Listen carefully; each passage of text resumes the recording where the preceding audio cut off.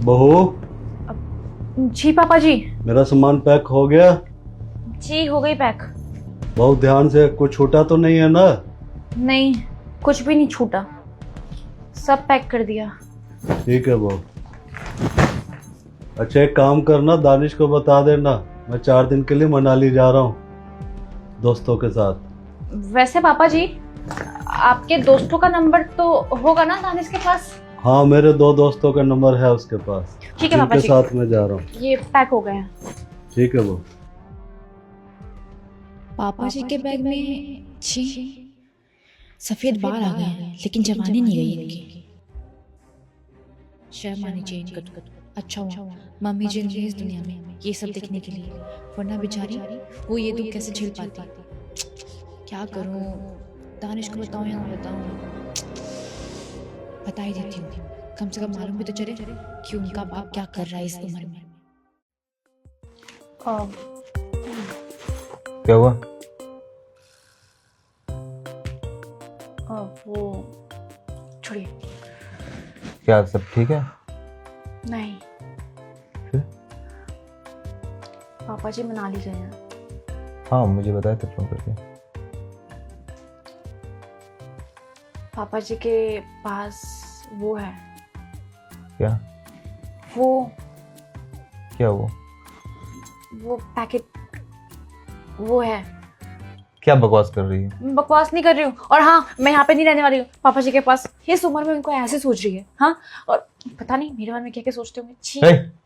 क्या बोले जा रही हो? आपके पापा आपको बुरा लगेगा, लेकिन मैंने देखा अपनी आंखों से, उनके कपड़े से निकला था। मैं नहीं रहूंगी यहाँ पे। देखता हूँ मैं बात करके।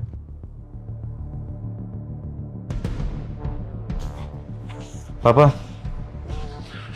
कुछ बात करना आपसे। हाँ बोलो बेटा। मैंने और रोशनी ने फैसला लिया है, अब हम इस घर में नहीं रहेंगे और ना ही आपके साथ रहेंगे। मेरे साथ नहीं रहोगे, इस घर में नहीं रहोगे? क्या बात हो गई ऐसी? बात साफ है।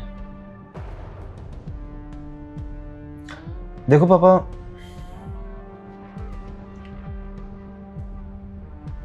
मैं मानता हूं कि आप भी इंसान हो, आप भी, आपके अंदर भी फीलिंग्स हैं, मगर चीज़ें बस सिंपल है। नाजायज़ चीज़ों को ना आपने सपोर्ट करना कभी सिखाया है और ना ही मैं सपोर्ट करता हूँ। बस, बाकी आप समझदार हो, खुद आप समझ रहे हो। बेटा, ये नचाई चीजें ना मैं सपोर्ट करता हूँ, ये मैं कुछ समझ में नहीं पा रहा। मेरे को खुल के बताएगा तू कहना क्या चाहता है?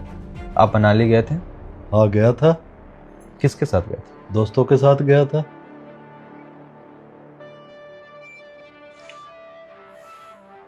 कौन से दोस्त? एक तो शर्मा जी थे, और एक नागर साहब थे, और एक ढींगरा जी थे। हम 4 दोस्त गए थे मिलके। क्या बात हो गई?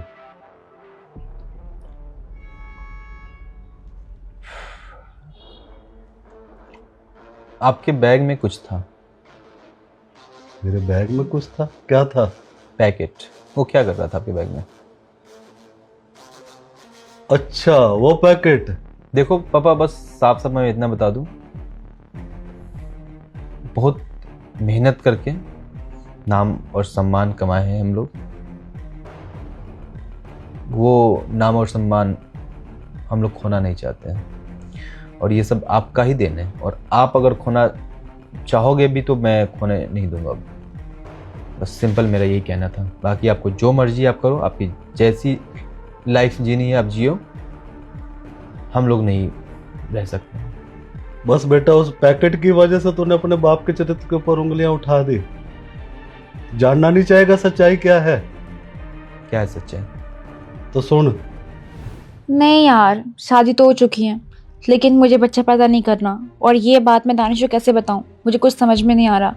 यार मैंने इतनी पढ़ाई की थी, इसलिए थोड़ी ना कि शादी करूं और बच्चा पैदा करूंगी। यार अभी मेरे कोई फ्यूचर प्लान्स नहीं है, और वैसे भी शादी करने के बाद एक लड़की से पूरे घर वालों को क्या उम्मीद होती है कि शादी तो हो गई है, अब बच्चा हो जाए। लेकिन मुझे ये बात दानिश को समझानी है, क्योंकि दानिश के माइंड में भी यही है कि अब बच्चा पैदा करना है, फ्यूचर प्लान्स करने हैं, और मुझे नहीं करना अभी।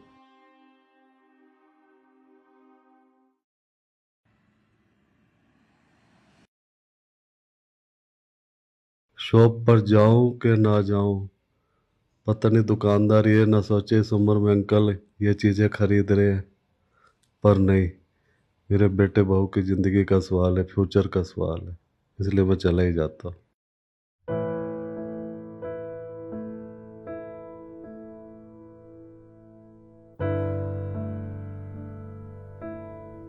पापा ये वाला जो प्रोजेक्ट है ये लगभग फाइनल हो चुका है, एंड नेक्स्ट प्रोजेक्ट हम लोग का ये वाली फाइनल चल रही है। ये मतलब कल तक फाइनल हो ही जाएगा, ठीक है। बाकी होप सो सब अच्छा हो, और प्रोजेक्ट के लिए बात चल रहा है, ठीक है। अच्छा दानिश बेटा, तुझसे कुछ बात करनी थी। जी पापा।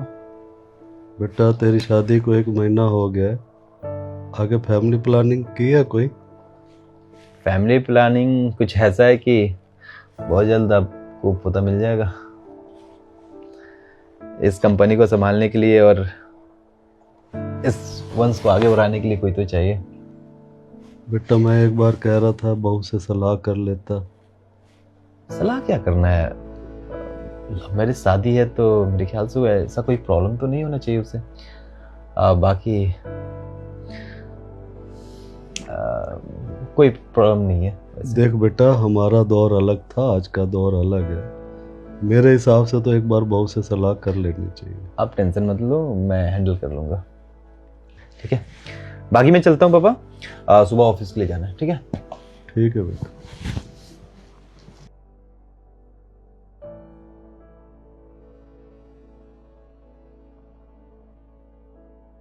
कैसे दूं बेटे को? ये ठीक रहेगा? बाकी समझदार है, जैसा उसको ठीक लगे। पापा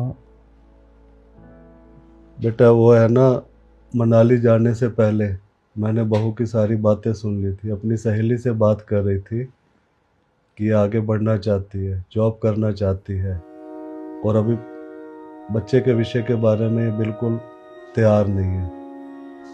तो बेटा जो आजकल का दौर चल रहा है ना बेटा, स्वस्थ रहना भी ज़रूरी है और जागरूक होना भी बहुत ज़रूरी है। तो इसलिए मैं मेडिकल शॉप पर गया था, ये पैकेट लाया ताकि मैं पैकेट के माध्यम से तुझे कुछ समझा सकूं। वो बेटा मेरी हिम्मत नहीं हुई, मैं तेरे से कैसे बात करूं, तो इस वजह से वो पैकेट मेरी जेब में ही रह गया। इसलिए बेटा समय के अनुसार जागरूक रहना बहुत ज़रूरी है, ये स्वास्थ्य के लिए ठीक रहता है। इसलिए बेटा मुझे तुम दोनों की चिंता थी। इसलिए बेटा मैं केवल यही कहना चाहता हूँ, जो भी करो सोच समझ के करो, अपना फ्यूचर भी प्लान करो, और फ्यूचर प्लान के साथ साथ तुम्हें शारीरिक प्रॉब्लम भी नहीं आनी चाहिए, शरीर भी हमेशा स्वस्थ रहना चाहिए। तो बस बेटा मेरा यही मकसद था। पापा जी आई एम रियली सॉरी, ना जाने मैंने आपके बारे में क्या क्या सोच लिया और कितना गंदा गंदा बोला इनसे। सॉरी सच में, और मुझे पता नहीं था कि आप हमारे बारे में इतना अच्छा सोच रहे हैं। Thank you so much. पापा सॉरी, मैंने गलत समझा आपको, और मुझे नहीं पता था कि आप हमारे बारे में ही इतना अच्छा ख्याल रखे और हमें ही समझाना चाहते हैं। बस बेटा मैं केवल एक चीज़ कहना चाहूँगा, कभी भी कोई दिमाग के अंदर कोई बात आए तो हमेशा पेरेंट्स से खुल के बात करनी चाहिए। कभी भी गलत फहमी पाल कर, जैसे अब तुम घर छोड़ने की बात कर रहे थे, कम से कम छोड़ने से पहले मेरे से बात तो कर लेते। बिल्कुल पापा, मेरी ही गलती, सॉरी पापा। कोई बात नहीं बेटा, मेरा तो केवल इतना ही उद्देश्य है, तुम दोनों हमेशा स्वस्थ रहो और खुश रहो। पति पत्नी के रिश्ते में एक दूसरे को समझना उतना ही जरूरी